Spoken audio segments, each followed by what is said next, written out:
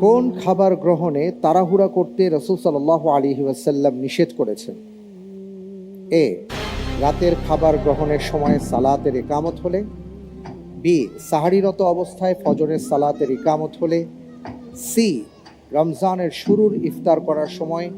D, ওয়ালিমার খাবার গ্রহণের সময়।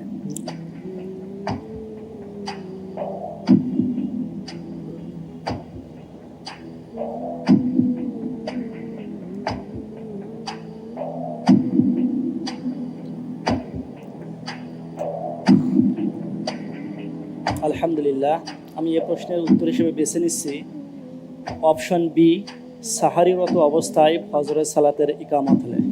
আমি কি স্থির করে নিব? জি ইনশাল্লাহ। ঠিক তো? জি। স্থির করা হোক বি, সাহারিরত অবস্থায় ফজরের সালাতের ইকামত হলে।